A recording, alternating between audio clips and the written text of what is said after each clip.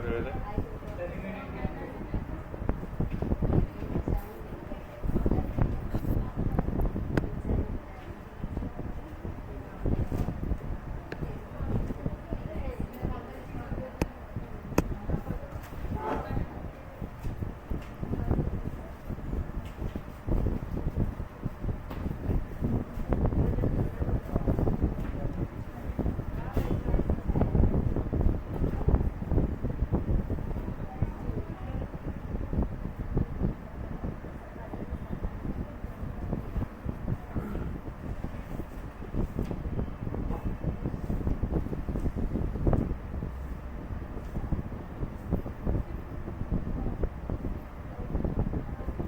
यासिर को बुला दो।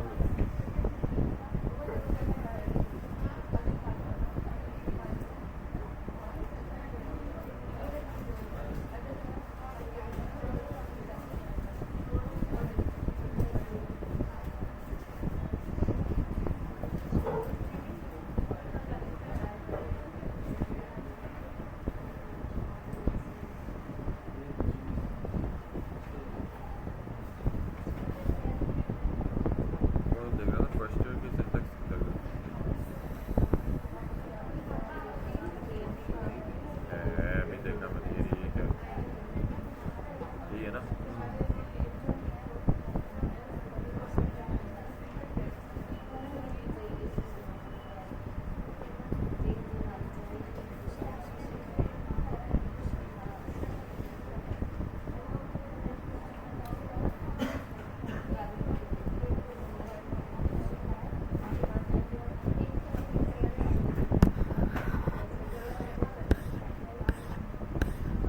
अच्छा ये सब बता दिया था हमने हैं? ओके यही तभी मैंने देखा यहीं से शायद खुला हुआ था।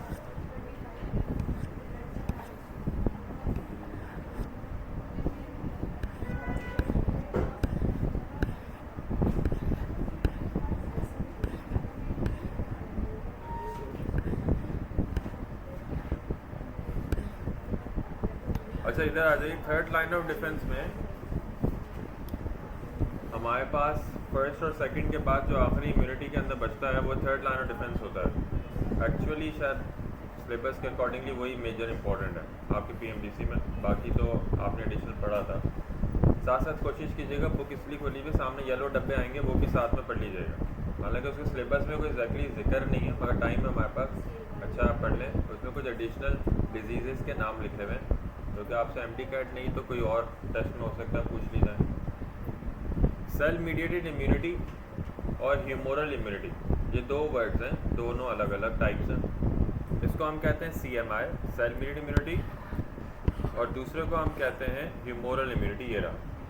Both of them are actually the part of acquired immune system. किसका पार्ट है? Acquired immune system. इस एक्वायर्ड इम्यून सिस्टम को पढ़ने से पहले आप पहले ये समझें कि ये स्पेसिफिक है नॉन स्पेसिफिक है। ये स्पेसिफिक है, क्या ये स्पेसिफिक नेचर है। इसमें क्या होता है? इसमें स्पेसिफिक एंटीजन को रिकग्नाइज करके उसके अगेंस्ट स्पेसिफिक एंटीबॉडी की प्रिपरेशन कराई जाती है। सिर्फ स्पेसिफिक एंटीबॉडी नहीं बल्कि साथ साथ में आपको ये पढ़ना पड़ता है कि इसमें वो और कौन कौन से सेल्स हैं जो कि इसके अंदर स्पेसिफिकली प्रोड्यूस किए जाते हैं। अगर मैं यहाँ पे बात करूँ तो सबसे पहले देखें क्या लिखा हुआ है। Third line of defence is based on WBCs known as lymphocytes. पता है लिम्फोसाइट, ये आपको लास्ट क्लास में सारी क्लासिफिकेशन बताई थी, पॉलीमॉर्फो मोनोमॉर्फो। लिम्फोसाइट ही की मजीद दो टाइप्स होती हैं मेजर, एक होता है B लिम्फोसाइट, एक होता है T लिम्फोसाइट। जो आप अभी पढ़ने जा रहे हैं सबसे पहला ये अभी इंट्रोडक्शन बता रहा हूँ। तो सेल मीडिएटेड इम्यूनिटी अगर कोई सवाल पूछे CMI is maintained with the help of which of the following cell? T lymphocyte जवाब होता है। अब T में भी फर्दर टाइप्स हैं, याद रखिएगा। T के अंदर क्या क्या है? हेल्पर T सेल है, साइटोटॉक्सिक T सेल है, सप्रेसर T सेल है, याद है। इसी तरह अगर कोई पूछता है ह्यूमोरल इम्यूनिटी पर कौन सा लिम्फोसाइट काम करता है तो उसका जवाब होता है B लिम्फोसाइट। अच्छा चलो बाद में पूछूंगा अभी। There are two types of lymphocytes, second line में पढ़ते हैं। T cell and B cells, ये दोनों के दोनों हमारे पास मॉर्फोलॉजिकली एक जैसी तकरीबन दिखते हैं। बहुत मुश्किल है इनको हम अगर डिफरेंशिएट क्रिएट करना चाहें भी तो इनके फंक्शनली बेसिस के ऊपर हम इनको डिफरेंशिएट क्रिएट कर सकते हैं। बी सेल कहाँ पे बनता है हमारे पास, इमेच्योर कहाँ पे होता है भाई, बोन मैरो, और रिलीज़ कहाँ पे कर दिया जाता है, सर्कुलेशन में। लेकिन जो टी सेल्स होते हैं वो इमेच्योर फॉर्म के अंदर ही रिलीज़ किए जाते हैं। तो फिर मेच्योर कहाँ होता है, बी सेल तो मेच्योर हो रहा है बोन मैरो में और फिर सर्कुलेशन में जाता है। टी सेल सर्कुलेशन में इमेच्योर फॉर्म में ही घूम रहे होते हैं, मगर टी सेल की मेच्योरिटी कहाँ होती है, थाइमस। और उसके लिए अगर कोई आपसे एक सवाल जो पूछने लगा था वो पूछ रहा हूँ, सब बात समझ में आ गई मेरी, क्या बोला मैंने, बी सेल बोन मैरो में मेच्योर होकर सर्कुलेट होता है, टी सेल सर्कुलेशन में इमेच्योर फॉर्म में मिलेगा, मेच्योरेशन के लिए कहाँ जाएगा, थाइमस। थाइमस में टी सेल की मेच्योरेशन के लिए कौन सा हार्मोन रिक्वायर्ड होता है, अब तालियां बजा लो आप लोग अपने गालों पे तालियां बजा। Which hormone is involved, book से पढ़ाने का मकसद ये होता है कि आप स्टेटमेंट्स और लाइंस पढ़ें, लेकिन यहाँ पे अब वो बात की जा रही है जो आप कनेक्ट करें दूसरी जगह पे। Which hormone is required, which is essential for the influence of the maturation of T lymphocyte in thymus gland. अब thymus का जिक्र आ गया, फौरन टक करके जवाब आना चाहिए, thymosin is a hormone which is released and coordinated through the thymus gland. What is the role of thymosin hormone? The role of thymosin is T cell maturation. What is the role of thymosin? T cell maturation. जगह क्या है, thymus gland. आगे बढ़े, देखिए नीचे लिखा हुआ है इसके अंदर, after maturation they are release into the blood circulation and then they mature in thymus, so they are termed as T cells. B cells are named as they were cloaca of chickens, the third line of defence, adaptive immune system, जो कि मजीद differentiate किया गया तो दो में, cell mediated immunity and humoral immunity. अब आ जाए CMI। CMI is a consequence of T lymphocyte, अभी बताया किससे मेंटेन्ड होता है ये, टी लिम्फोसाइट से, which do not secrete antibodies. The CMI is particularly important against viruses, parasites, and that hide within the host cells, tumor cells, and fungi. Antibody mediated immune response, humoral immunity का इसका मतलब क्या पता लग रहा है आपको कि CMI में के अंदर क्या एंटीबॉडी स्पेसिफिकली प्रोड्यूस हो रही है, नहीं, ये जनरलाइज काम कर रहा होता है ज़्यादातर वायरसेस, पैरासाइट्स और डिजीज़ के against. We are as humoral immunity specifically specialise antibody production करेगा। मतलब थर्ड लाइन ऑफ डिफेंस में भी दो बातें आ गई, antibody production and non antibody production. Non antibody production जो इम्यूनाइजेशन है, इम्यूनिटी है, वो किसकी वजह से मेंटेन हो रही है, CMI। एंटीबॉडी प्रोडक्शन जो इम्यूनाइजेशन मेंटेन हो रही है वो humoral immunity. The B cell, it was once called humoral because the antibodies are secreted in the bloodstream or humerus. In order to learn about CMI and antibody mediated immunity, we will some structurally biochemical functional detail about the lymphocytes. Lymphocyte के differences बता रहे हैं आपको। पहले असल में lymphoblast होता है जो इनका बेसिक ओरिजिन है, डायग्राम बनी हुई नज़र भी आ रही है आपको। उससे अलग अलग तरह के हमारे पास क्या बनते हैं, lymphocyte बनते हैं। और वो ये बेसिकली जो लिम्फोब्लास्ट खुद है, ये क्या चीज़ है, ये एक तरह का लिम्फोब्लास्ट एक इमेच्योर फॉर्म है और एक तरह का स्टेम सेल है। कौन सा सेल है, स्टेम सेल्स, जो एम्ब्रियोनिक स्टेजेस पे पाए जाते हैं और वो आगे जाके डिफरेंशिएट होते हैं। अब लिम्फोब्लास्ट किस किस में डिफरेंशिएट हो रहा है, आगे देखो डायग्राम में लिखा हुआ है सारा। लिम्फोब्लास्ट डिफरेंशिएट हो रहा है बी लिम्फोसाइट में, टी लिम्फोसाइट में और NK सेल में। क्या लिखा है, नेचुरल किलर सेल, ये भी डिस्टिंग्विश्ड हुआ है लिम्फोब्लास्ट से। इस पैराग्राफ में तकरीबन यही बात की गई। साथ साथ एक और काम की बात सुन लें। अगर बात करें आपसे कभी ह्यूमोरल इम्यूनिटी की, तो आखिरी जाते जाते एक इम्पॉर्टेंट बात और सुन लें। एंटीबॉडी प्रोडक्शन के साथ साथ यहाँ पे मेमोरी सेल्स पाए जाते हैं। कौन से सेल्स पाए जाते हैं, अगर कोई भी पूछे आपसे मेमोरी सेल्स कौन सा part of immune system immunity के अंदर रोल प्ले कर रहा है, ह्यूमोरल इम्यूनिटी में, अडेप्टिव इम्यून सिस्टम के अंदर थर्ड लाइन डिफेंस में रोल प्ले कर रहा है। क्या होते हैं, याद दिला दूँ, memory cells are just like हमारी बॉडी के अंदर प्रीवियसली एक्सपोज्ड सेल्स होते हैं जो कि किसी एंटीजन को पहले दौर में पहचान चुके होते हैं। Most common example artificial active immunisation for polio vaccines, poliomyelitis, जो आपको बार बार पोलियो वैक्सीन कितनी माह से कितने माह तक, ये बेटा ये तो आपके ये MD कैट में पूछा जाएगा, क्योंकि Pakistan is still one of the country जो पोलियो में मौजूद है, और ये एक इंटरनेशनल अफेयर है। Being a pre medical university के लिए ये बहुत इंपॉर्टेंट है। 5 साल से 7 साल तक एक बच्चा 5 साल तक होता है। कब से? जब से पैदा होता है। सही है। फ्रॉम बर्थ नहीं पता तो अच्छी बात है, पता कर लो। पैदाइश से लेके, वो सुनते हैं ना आप, ये उर्दू में चल रहे होते हैं ये एडवर्टाइजमेंट, पैदाइश से लेके 5 साल की उम्र तक अपने बच्चे को 2 बूंद कतरे की ज़िंदगी ज़रूर दीजिए, जो उसको आगे के अफसोस से बचा सके। और ये आप बार बार देते हैं। कुछ अर्से बाद जब ये कैंपेन नेशनलाइज होती है तो अलग कौमी इदारा शहर जब चाहता है ये चलाता है। अब ये हम डिबेट नहीं कर रहे कि क्यों होती है क्यों नहीं होती, पोलियो है भी कि नहीं है, वो हम बार पहले भी कर चुके हैं। सही है, वो हमारा मकसद नहीं है। ये कौन सी एग्जाम्पल है? ये है मेमोरी सेल्स के डेवलपमेंट कराने की। इसलिए हम ये वाली इम्यूनिटी पैदा करते हैं क्योंकि हमारा जो ह्यूमोरल इम्यूनिटी उस बच्चे के अंदर 5 साल की उम्र तक डेवलप कर जाए, और उसके बाद मेमोरी सेल्स क्रिएट हो जाएं कि 5 साल की उम्र के बाद उसकी ज़िंदगी में कभी उसको एक activated form of polio virus से इनकाउंटर होगा अगर उस माहौल में, तो उसको पोलियोमाइलाइटिस नहीं होगा, क्योंकि पहले से उसकी बॉडी में मेमोरी सेल्स होंगे, ह्यूमोरल इम्यूनिटी एक्टिवेटेड होगी और वो उसके अगेंस्ट एंटीबॉडी प्रोडक्शन करा लेगी। और पता है ना, बी सेल्स, ह्यूमोरल इम्यूनिटी अभी बताया, एंटीबॉडी प्रोडक्शन है उसमें मौजूद होती है, तो वो एंटीबॉडी प्रोडक्शन कराते हैं। ओके, सो यहाँ पे कुछ चीज़ें पढ़ लें। T lymphocytes, they are found in bone marrow, migrate to thymus, अभी पढ़ा था हमने, for the purpose of maturity.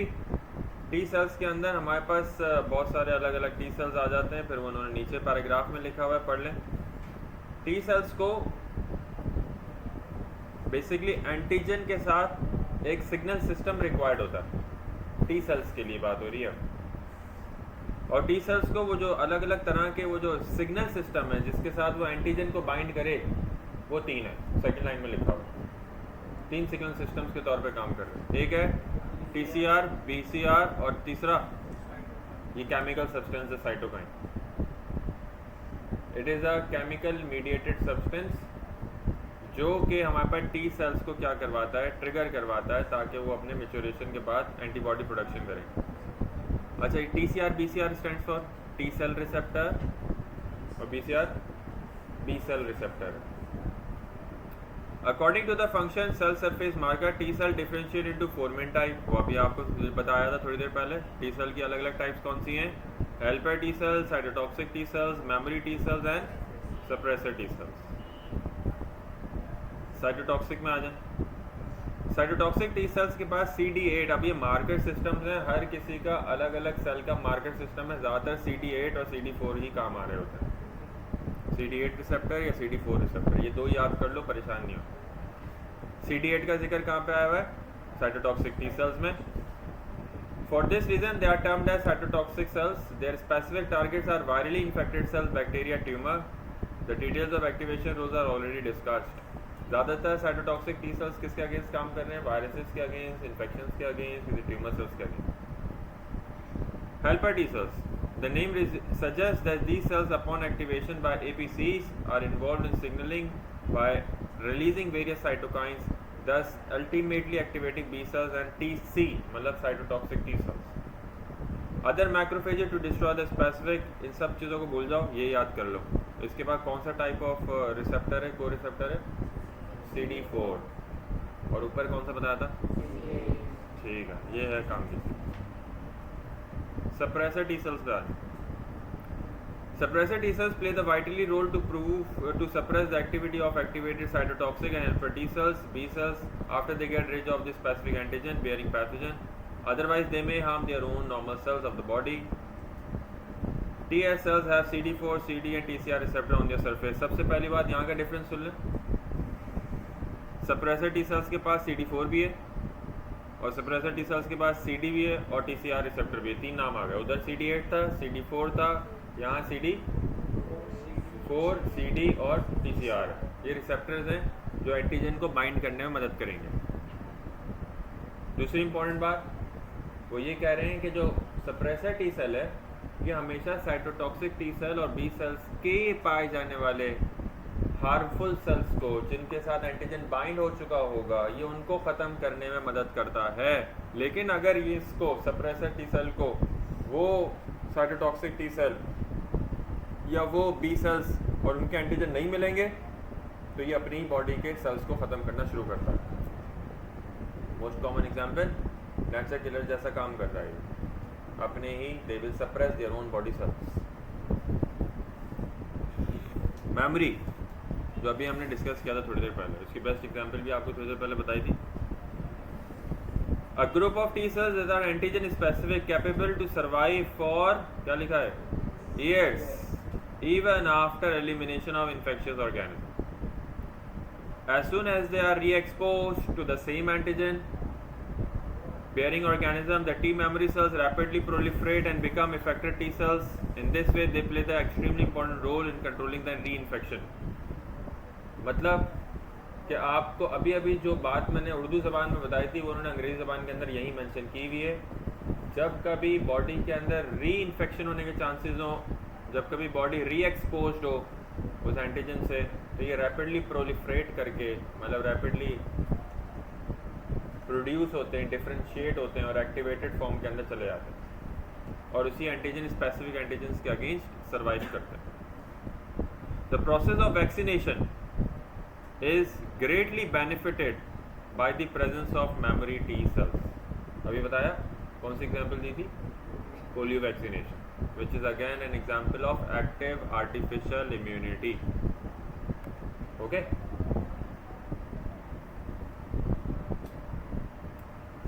B lymphocytes जैसे अभी पहले बताया ये प्रोड्यूस भी होते हैं और मेच्योर भी होते हैं कहाँ पे, बोन मैरो पे।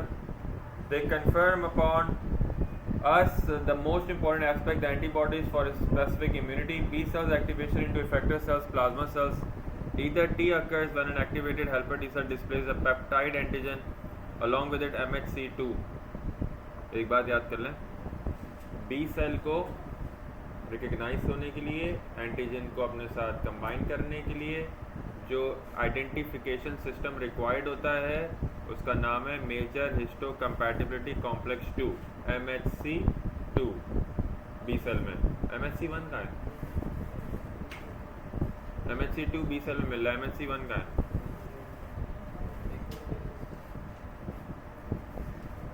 मैक्रोफेजेस में भी है वैसे, सेकंड लाइन ऑफ डिफेंस में भी है और CMI में भी है।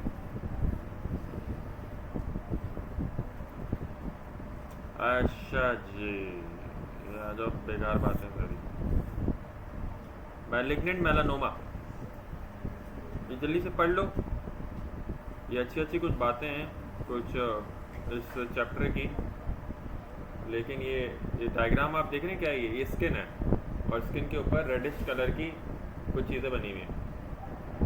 मेलानोमा से कुछ चीज़ याद नहीं आता, हाँ, लेनोसाइट, मेलानिन, स्किन पिगमेंटेशन, उससे रिलेटेड बातें।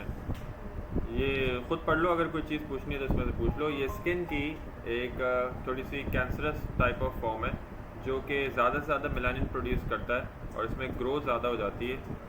ये एक तरह का आप ये समझ लें कि एक ट्यूमर है, क्या है ये, ठीक है, जो इसमें मेलानिन की ओवर ग्रोथ होती है। पढ़ लो, अगर कोई चीज़ पूछनी है तो पूछ लो। इसमें एबनॉर्मली रैपिडली ग्रो होना शुरू हो जाते हैं cell sizes due to increase secretion of the melanin.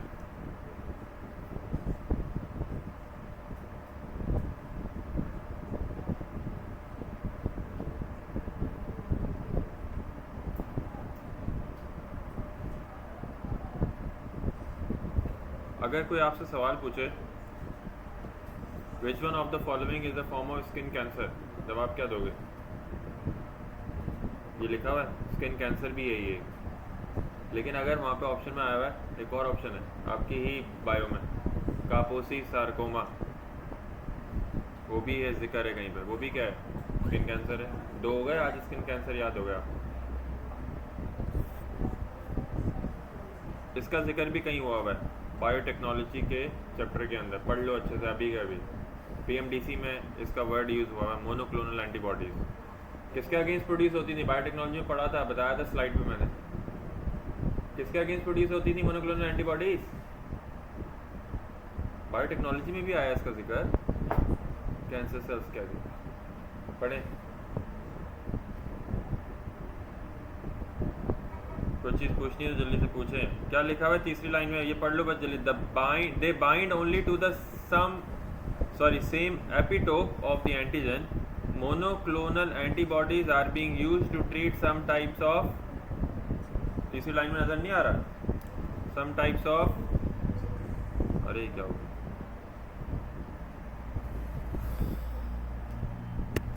अरे क्या हो,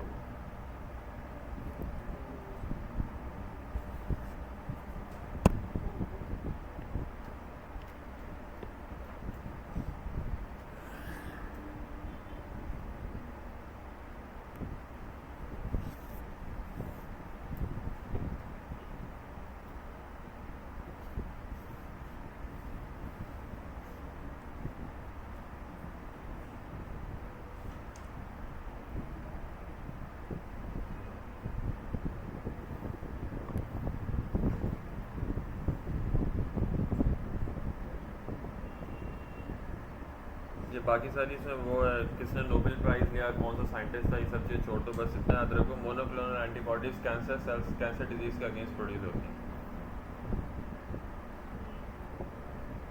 अच्छा, कुछ और इम्यून सिस्टम के डिसऑर्डर पढ़ लो। एलर्जीज़ हैं, एलर्जीज बहुत सारी चीज़ों के अगेंस्ट होती हैं।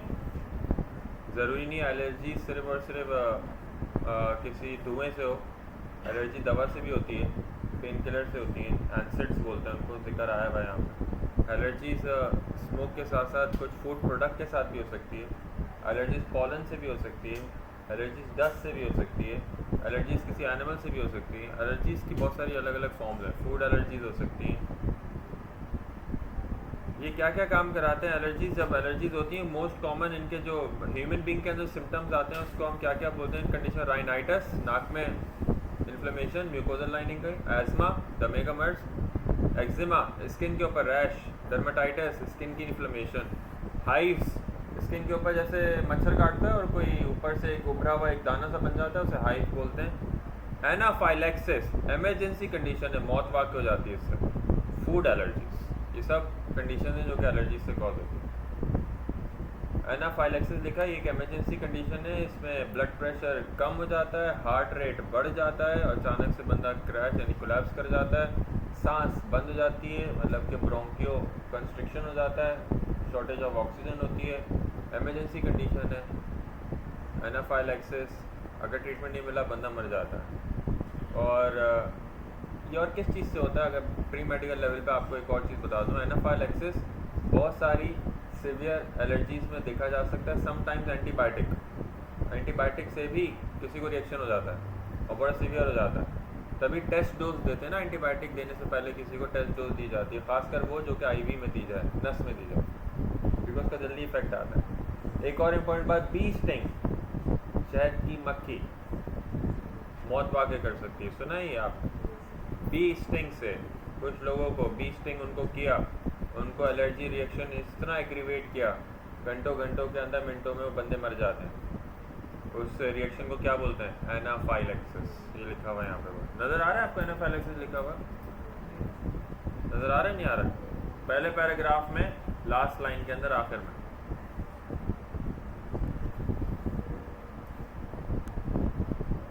ऑटो इम्यून डिजीजेस कौन सी होती है भाई? जिनके अंदर हमारा अपना ही बॉडी का सेल के अगेंस्ट हमारा इम्यून सिस्टम काम करने लगे।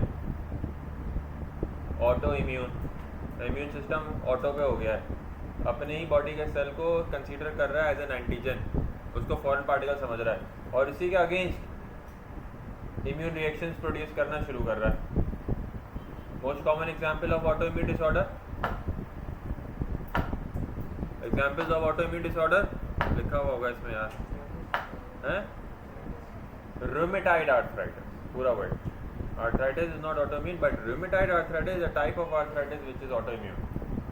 ऐसे तो आर्थराइटिस के और भी टाइप है, नाम बताएं। और ऑस्टियोआर्थराइटिस, और उसी पैराग्राफ में ऑस्टियोआर्थराइटिस के नीचे एक बोल्ड लेटर में एक और वर्ड लिखा हुआ है, एमडी कैट का पुराना सवाल है वो, excessive crystal formation in the joint में leads to gout. Very good, सिर्फ एक बच्चा जवाब देता है। ऑटो इम्यून डिजीज के अंदर ये जो हमारे पास डायबिटीज मिलाइटिस है, क्या आता है? डायबिटीज मिलाइटिस ऑटो इम्यून है? टाइप 1 लिखा हुआ है। कितनी टाइप्स होती हैं? टाइप 1 इज, और बताइए टाइप 1 के बारे में। इंसुलिन डिपेंडेंट डायबिटीज कहलाती है। क्या कहलाती है? Insulin dependent diabetes. Type 2 is insulin independent. क्यों? टाइप 1 में अर्ली ऑनसेट है, जिंदगी में यंग एजेस में अर्ली मिल जाता है, जिसको आप by birth auto immune defect है वो। लेट एजेस में, ओल्ड एज में फैमिली हिस्ट्री की वजह से चीज़ें टाइप 2 है। टाइप 1 में इंसुलिन प्रोडक्शन होती ही नहीं है, तो इसको ज़िंदगी में शुरू से ही इंसुलिन लिया जाता है ट्रीटमेंट के तौर पे। टाइप 2 में ज़रूरी नहीं है कि हमेशा फॉरन पेशेंट को इंसुलिन पे आप ट्रीटमेंट करें, क्यों? क्योंकि उसकी बॉडी में इंसुलिन प्रोडक्शन हो रही होती है, मगर समटाइम्स सफिशिएंट नहीं होती, तो उसको इट मे और may not be treated through insulin. Type 1 diabetes which is autoimmune also called as insulin dependent diabetes. तीसरा नाम कोई और बताएगा? यहाँ नहीं लिखा। हाँ,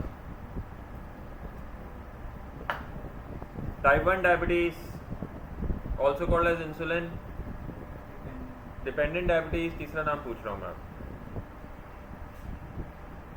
जुवेनाइल डायबिटीज भी बोलते हैं। जुवेनाइल, JUVENILE,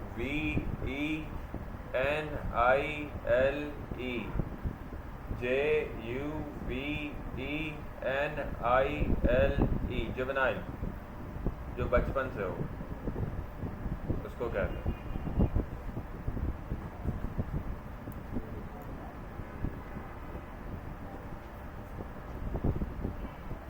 डायबिटीज इंसिपिडस क्या होता है?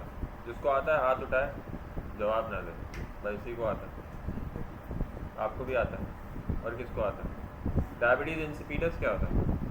1000 मरतबा बताया मैंने यहाँ पे, 1000 मरतबा। और तुम लोग अब इतने पागल हो गए हो, दिमाग तुम लोग संड हो गए, 1000 मरतबा बताई हुई चीज़ें याद नहीं आएंगी। तो पेपर में आया हुआ होगा, सिर्फ इतना ही लग रहा होगा, हाँ पेपर लग रहा है कि आसान है और आता है, मगर जवाब नहीं आ रहा होगा। फ़ायदा नहीं है इतना कुछ फिर पढ़ने का। डायबिटीज इंसिपिडस याद करें, शाबाश। कितनों को आता है? बस सिर्फ 2 बच्चों को आता है। अब मैं सही बोल रहा हूँ नहीं बोल रहा हूँ? तालियां बजाओ आप लोग अपने गाल पे।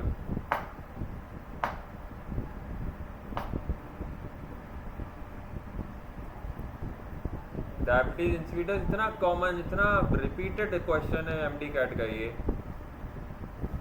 It is due to the deficiency of vasopressin,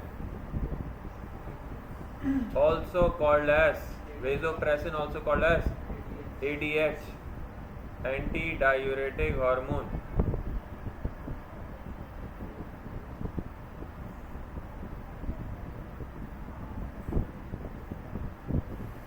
क्या पूछना है?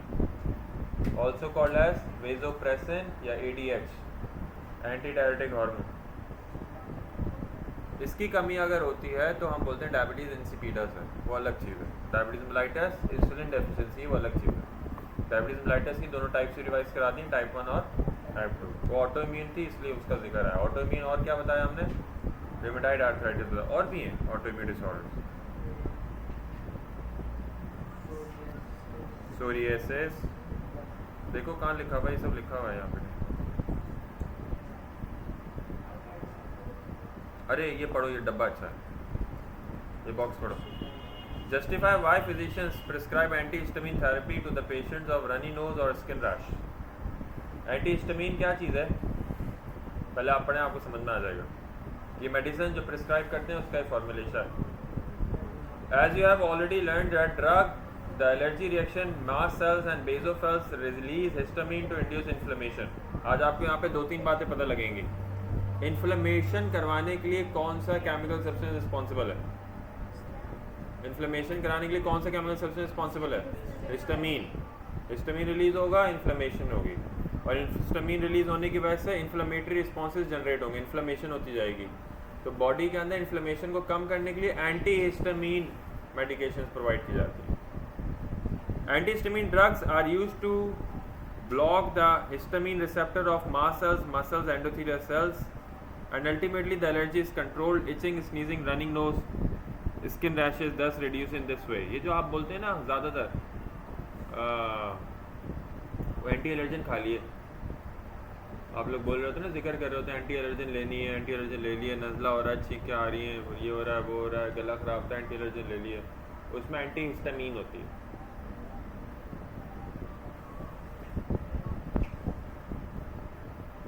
ट्रांसप्लांट रिजेक्शंस पता है?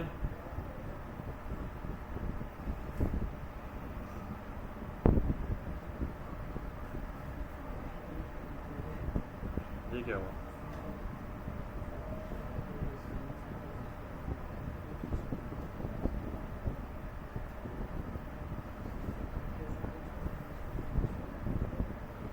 ट्रांसप्लांट रिजेक्शन देख लें, इसके अंदर सिंपल ये वही जो रीनल ट्रांसप्लांट हो या फिर कोई भी हमारे पास दूसरा बॉडी ऑर्गन हो, जैसे कि सिर्फ ज़रूरी नहीं रीनल हो, लिवर ट्रांसप्लांट भी हो सकता है, किडनी ट्रांसप्लांट भी हो सकता है.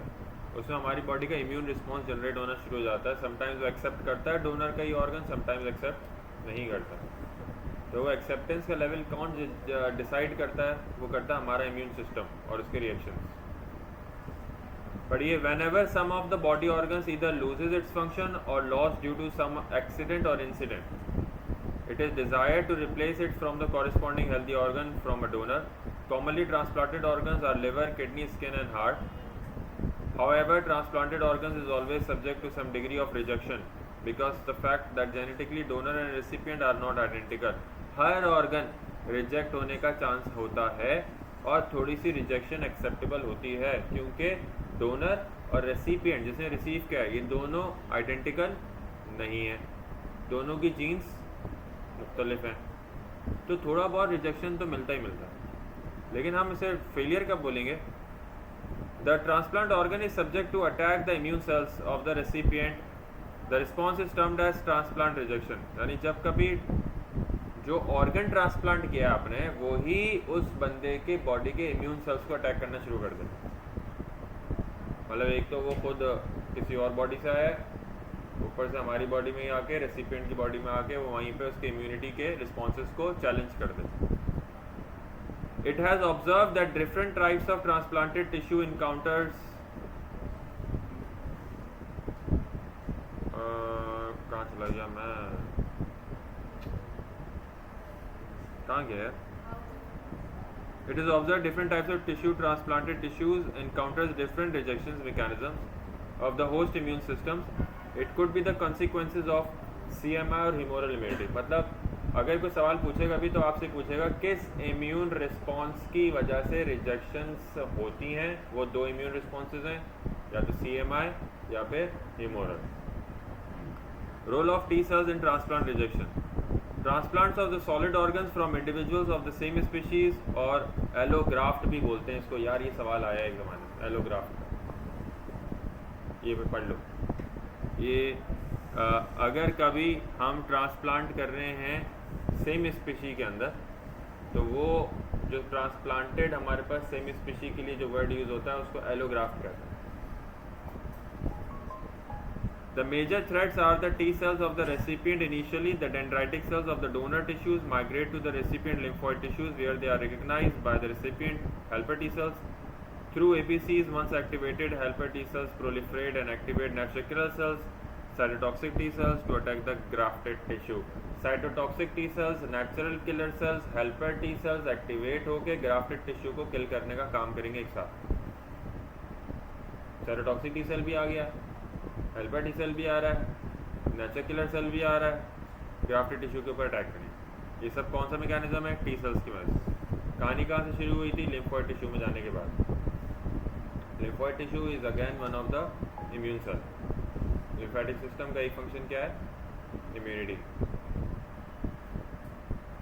Role of B cells in transplant rejection, the activated helper T cell signals the B cell to transform into specific antibody. आपको पता है अभी भी कि बी सेल हमेशा क्या प्रोड्यूस करता है? बी सेल्स क्या प्रोड्यूस करवाते हैं? तो ये बी सेल से अगर रिजेक्शन होनी है तो डायरेक्ट एंटीबॉडी बन जाएगी ऑर्गन के अगेंस्ट, फॉरेन पार्टिकल के अगेंस्ट। हमारा इम्यून सिस्टम एंटीबॉडी बना देगा। The antibody thus produce play very vital important role in destroying the grafted tissue. वही एंटीबॉडीज ग्राफ्टेड टिश्यू को क्या करेंगी?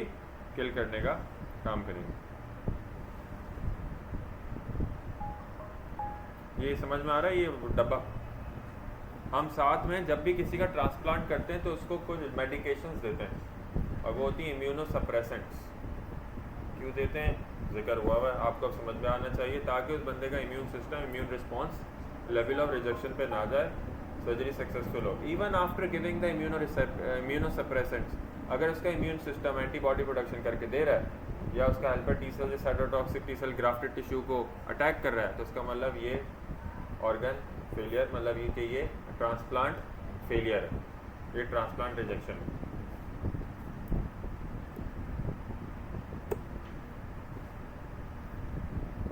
पहले का जवाब क्या है? पहले का जवाब क्या है? दूसरे का जवाब क्या है? स्पेसिफिक। यार इतनी दफा बोला है स्पेसिफिक, पागल।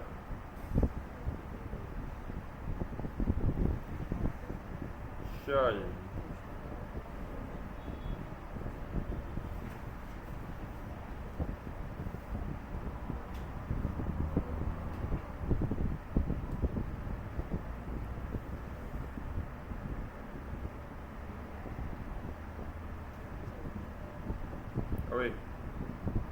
यार कान में पुसर पुसर कर रहे हो। और तुम लोगों का रिजल्ट आ गया क्यों वाला? 8 ऑफ जुलाई को आपने भी दिया था? आपने भी दिया? कैसा हुआ? और टेस्ट आगे होने की कोई खैर खबर आई है? एमडी कैट आगे होने की खैर खबर आई है कोई अभी तक? बात नहीं, कोई वो वाली डेट तो बढ़ गई शायद